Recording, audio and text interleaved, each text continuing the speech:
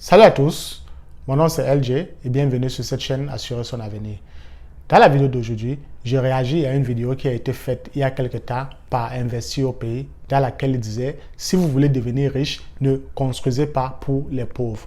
Alors ensemble, nous allons regarder la vidéo et tout au long de la vidéo, je vais vous donner mon opinion de ce que j'agrée avec lui et ce que je ne pense pas vraiment que c'est une bonne règle à suivre.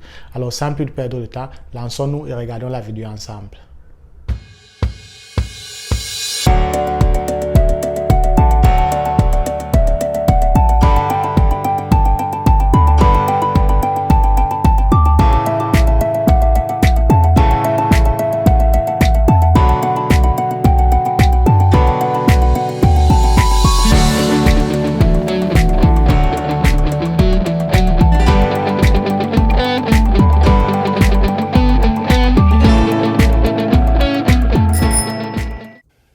Quelques jours, j'ai pris un vol pour arriver ici au pays et ma voisine de gauche, c'est la femme d'un footballeur professionnel que l'on voit tous les jours à la télévision. Et on a fait connaissance, on a commencé à discuter, on parlait business, puisque du coup je lui demandais dans quoi est-ce qu'ils investissent leur argent en tant que couple de footballeurs. Ils ont beaucoup d'argent. Qu'est-ce qu'ils font donc de tout cet argent-là? Comme nous tous nous le savions, les footballeurs et les athlètes en général, ce sont des personnes qui gagnent énormément très bien leur vie. Surtout ceux qui évoluent au haut niveau, comme on aime le dire chez nous, les pros, quoi, des premières divisions et dessus. Mais malheureusement, beaucoup d'athlètes aussi, après qu'ils arrêtent de jouer, donc généralement 15 ans après qu'ils ont arrêté de jouer, beaucoup deviennent ruinés. Donc, les footballeurs, si tu es un footballeur et tu regardes cette chaîne ou bien tu aspires à devenir un athlète du haut niveau, lorsque tu commences à gagner cet argent, entoure-toi de très bons conseillers et investis massivement. Alors, continue à regarder la vidéo pour en savoir de quoi Investir au pays parle et pourquoi il dit aux gens de ne pas investir dans les quartiers pauvres. Et elle m'a expliqué quel type d'investissement il faisait et j'ai eu mal, j'ai eu très mal parce que je me suis rendu compte une fois de plus à quel point les footballeurs sont mal conseillés. La dame m'a dit qu'elle a pris pratiquement 1 million d'euros pour acheter un appartement cash dans le 16e à Paris. Parce que c'est un investissement. Elle a pris pratiquement 500 000 euros cash pour acheter une maison à Neuilly, Plaisance, des trucs comme ça. Mais pourquoi Investir au pays dit qu'il a mal? Est-ce que c'est tout simplement dû au fait que la dame et son mari achètent des maisons cash ou bien c'est pour d'autres raisons? Parce que je ne pense pas nécessairement qu'à acheter une maison cash, que ce soit ici à l'étranger, aux États-Unis, Canada ou bien dans certains pays d'Europe, soit nécessairement une très mauvaise affaire. Mauvais deal, quoi. Et elle a mis dans la maison, dans l'appartement à Neuilly, pratiquement, je crois, 700 000 ou 800 000 euros, je ne sais plus, pour un loyer de 3 000 à 4 000 euros par mois. Je lui ai dit, mais tu mets 800 000 euros, tu as 3 000 à 4 000 euros par mois. 800 000 euros, cash, tu as 3 000 à 400 000 euros par mois. Comment tu peux faire ça? Et elle était très contente quand elle me racontait ça. Pour elle, c'était le deal du siècle. Je pense que là, on peut un peu comprendre le pourquoi Investir au pays dit qu'il a eu mal au cœur parce qu'ils ont payé une première maison au 16e dans Paris à 1 million d'euros et ils ont payé une autre maison dans laquelle ils ont investi dont ils se retrouvent à 800 000 euros et poussent tout ce mal à louer à 4 000 euros.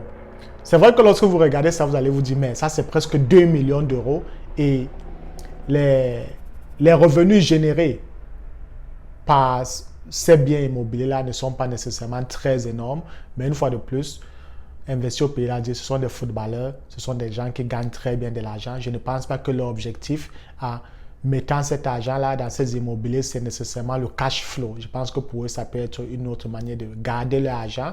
Parce qu'un truc qui est très commun ici aux États-Unis, au Canada et dans certains pays d'étrangers, si vous avez de l'argent même pour acheter des maisons cash, la plupart des temps, vous allez obtenir de très bons deals.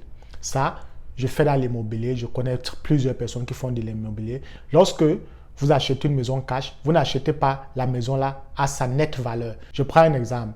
Lorsque moi et mes mentors essayons d'acheter des maisons ici aux États-Unis, si la valeur c'est 200 000 $, notre objectif c'est d'acheter cette maison là à pas plus de 120 000 $.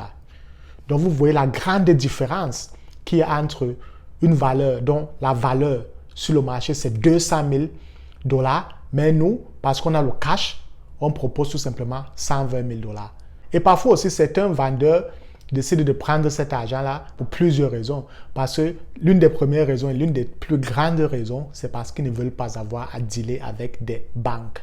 Parce que lorsque vous dealez avec la banque, un acheteur passe par la banque, ça prend énormément de temps. Parce qu'il faut que la banque s'assure, premièrement, que vous pouvez qualifier pour payer la maison. Deuxièmement, il faut que la banque s'assure que cela passe certaines inspections. Et le deuxième point, c'est que même si vous achetez votre maison cash, vous pouvez aller, après que vous avez payé la maison, prendre les papiers de votre maison, aller voir des banques, leur montrer la maison et ils vont vous faire des prêts. On appelle ça ici aux États-Unis des refinancements.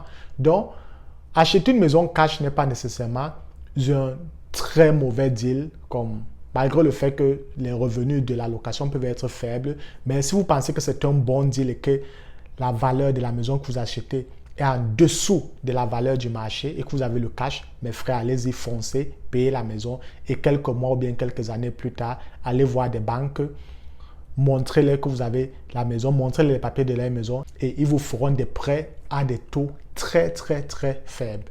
Et ça, j'en connais beaucoup de personnes qui font cela ici aux États-Unis et un peu partout dans le monde.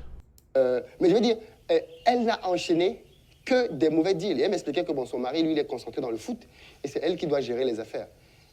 Ok, je comprends. Je comprends que quand tu es footballeur, tu as beaucoup de sollicitations. Ok. Quand tu es footballeur, il y a beaucoup trop de gens qui rôdent autour de toi et tu es méfiant. Donc, à la limite, tu veux laisser tes affaires en famille parce qu'au moins tu as confiance. Mais à un moment donné, il y a des sociétés qui existent, il y a des cabinets qui existent, il y a des gens sérieux qui existent.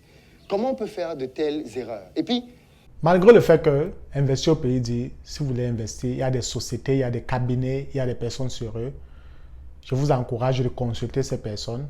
Faites aussi vos propres recherches. Parce que tous ces professionnels qui sont escroqués chaque année, ce ne sont pas par des gens qui ne connaissent rien. Ce ne sont pas des personnes sérieuses. Parfois, ce ne sont pas des compagnies qui sont très réputées. Donc, faites vos recherches. Assurez-vous que vous comprenez les conditions de contrat qui sont écrites. Assurez-vous que vous comprenez les risques avant de vous lancer. Une autre de ces erreurs qui, elle, c'est juste une erreur par contre que je vois beaucoup de gens faire, c'est qu'ils ont construit un immeuble dans un quartier que je tairai, parce que là, si je commence à donner les quartiers, les gens peuvent voir de qui je parle, donc je ne donne pas le quartier. Ils ont construit un immeuble dans un quartier de très bon standing. Et là, je me suis dit, mais ça, c'est la goutte de trop, c'est l'erreur de trop. Et je vois beaucoup trop de gens faire cette erreur, donc je veux en parler dans cette vidéo. Vous prenez, pour beaucoup de gens, dès que vous avez un peu d'argent, vous êtes obsédé par l'immobilier. Moi, je commence à penser que l'immobilier, c'est le business que la plupart des gens qui ne connaissent rien au business vont faire. Et je me rends compte que, en fait, les gens qui ne savent rien au business partent dans l'immobilier parce qu'ils pensent que l'immobilier, c'est une manière sécurisée de mettre son argent. Et de toutes les façons, tu auras toujours tes loyers jusqu'à ce que la mort ne vous sépare. Investir au pays dit beaucoup de personnes qui ne s'y connaissent rien au business décident d'aller investir dans l'immobilier parce qu'ils savent qu'ils auront toujours les loyers ou bien ils recevront toujours un certain montant jusqu'à ce que la mort leur sépare. Ça, c'est vrai. Beaucoup de personnes, parfois, s'y lancent dans l'immobilier. Et c'est aussi parce que l'immobilier, c'est l'un des moyens qui est lent, mais qui produit énormément de millionnaires dans le monde. On dit même chez nous au Cameroun que la terre ne manque pas. Et l'immobilier, lorsqu'on parle d'immobilier, cela commence avec le terrain et les investissements que vous faites sur ce terrain-là. Et beaucoup de personnes aussi décident de se lancer dans l'immobilier parce qu'ils savent que, comme Investir au pays l'a si très bien dit, que chaque mois, un certain montant entreront dans leur poche. Ça, c'est la première des choses, aussi appelée le cash flow. Surtout, s'ils choisissent de très bons locataires. La deuxième raison pour laquelle les gens adorent investir dans l'immobilier, c'est qu'ils savent que pour la plupart du temps, sur le long terme, il est très facile de doubler, tripler et même parfois plus la valeur de votre bien immobilier ou bien de votre parcelle de terrain. Lorsque vous êtes dans une zone d'où il y a une certaine croissance économique et un développement de la population. Donc, il faut tenir cela en compte lorsque vous décidez de vous lancer dans l'immobilier ou bien d'acheter des terrains un peu de partout à gauche et à droite. Et la troisième des choses pour laquelle aussi des personnes adorent investir dans l'immobilier, cela revient encore au cash flow, c'est tout simplement parce que dû au coût de l'inflation, au fil du temps, les loyers augmente toujours. C'est très rare que les loyers descendent. Donc, ceux qui ont l'argent vraiment, eux, le cash flow au départ ne les intéresse pas trop. Il y a des personnes qui payent des biens immobiliers, même si c'est que ça ne produit pas un cash flow, cela n'est pas très important pour eux, mais c'est beaucoup plus la valeur sur le long terme auquel eux, ils pensent. Mais c'est quand même là où je vois des gens faire les plus grosses absurdités. Voilà des gens qui prennent des centaines de millions de francs, des centaines de milliers d'euros, vont construire des grands immeubles pour espérer avoir des locataires dans des quartiers quelconques. Je ne sais pas si vous avez remarqué ça. Mais vous avez beaucoup de gens qui font cette erreur-là. Quelqu'un a son terrain au pays, dans un quartier quelconque, et il va construire un immeuble, R+4, R+5. Il fait venir le matériel, il prend tout son argent, il met dedans, parce qu'il espère avoir des loyers. Et ça aboutit à des absurdités incroyables. Moi, je vais vous donner un secret que j'ai appris en immobilier et qui définit ma manière de faire l'immobilier aujourd'hui. Prenez une ville, ok? Prenez une ville. Et dans la ville, prenez les quartiers les plus chics et les quartiers les moins chics. Et décidez de construire 2 immeubles. Un dans le quartier chic et un dans le quartier moins chic. Les mêmes immeubles. En termes de coût de construction, vous allez dépenser quasiment la même chose. C'est-à-dire que si cet immeuble-ci, vous le déplacez et vous l'amenez à Bonapriso, il va vous coûter quasiment la même chose. Ça, c'est vrai que lorsque vous essayez de construire dans la même région, généralement, le prix de la construction est presque similaire. Il y aura tout simplement une légère différence peut-être sur le coût de la main-d'œuvre parce que cela peut varier en fonction du genre d'ingénieur et de technicien que vous recrutez. Mais lorsqu'il s'agit du prix du matériel, c'est complètement la même chose pour la plupart des temps. Et aussi en fonction des standards. Mais même lorsqu'on parle de standards, parfois il n'y a pas une très grande différence. Mais d'où la grande différence sort, c'est sur le prix des terrains dans les 2 villes. C'est ça qui fait énormément de personnes fuir.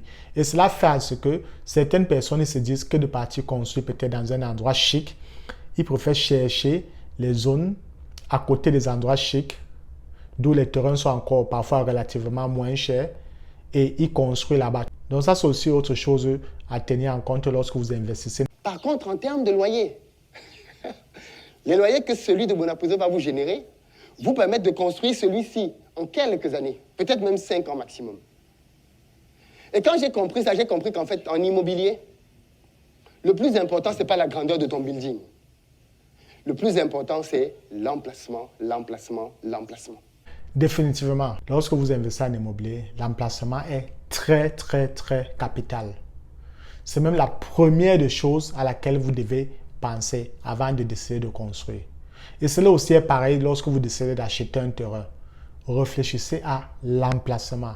Essayez de faire des recherches, même si vous n'êtes pas dans les quartiers chics, essayez de faire des recherches et vous dites, dans 5 ans, comment est-ce que cette ville-ci sera? Quels sont les développements qui pourront y passer dans cette ville? Quel est le niveau de la population? Quel genre de personnes construisent dans ces zones-là? Cela vous permettra aussi de savoir votre clientèle dans le futur. Cela vous permettra aussi de savoir le genre de standing que vous allez proposer à votre clientèle. Parce qu'on ne construit pas seulement n'importe comment. Ce sont ces personnes-là qui ne connaissent rien, qu'ils ne font pas ces recherches appuyées là et la plupart du temps, ça leur cale toujours au cou. Ou bien certains perdent de l'argent comme ça. Si vous dites que vous voulez investir dans l'immobilier, la priorité des priorités que vous devez observer, c'est l'emplacement. Et la deuxième, c'est vous faire financer par une banque. Et j'ai déjà parlé de ça dans une autre vidéo. Mais la priorité des priorités, c'est l'emplacement. N'allez pas mettre des dizaines, des centaines de millions pour construire de beaux immeubles dans des quartiers dans lesquels vous allez avoir des locataires difficiles. Moi, je connais des gens qui ont construit des immeubles, qui ont acheté des terrains à l'époque, 500 000 francs CFA le mètre carré, donc pratiquement 1 000 € le mètre carré. À quoi? À quoi? Ils ont acheté pratiquement 500 mètres carrés. À quoi? Et quand ils ont fini d'acheter leurs 500 mètres carrés, ils ont construit un immeuble dessus.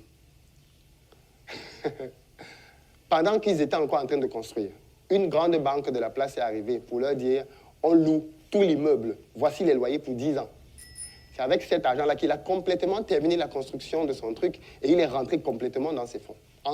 L'argent qu'il avait pour 5 ans permettait de combler l'achat du terrain et la construction pour 5 ans seulement. Donc les 5 ans supplémentaires qu'on lui avait donnés, c'était de l'argent dans sa poche. Ça fait plus de 10 ans maintenant. Donc imaginez combien il gagne avec ça. Et ça m'a appris une règle fondamentale en immobilier. Et ce qui fait que moi, aujourd'hui, si je dis que je veux investir dans l'immobilier quelque part, la première chose, c'est l'emplacement. Je préfère payer le mètre carré à 300 000, 400 000, 500 000, même 1 million, si j'ai les moyens. Effectivement, tout va de l'emplacement. Mais après l'emplacement, je vous recommande aussi de faire à mesure de vos moyens.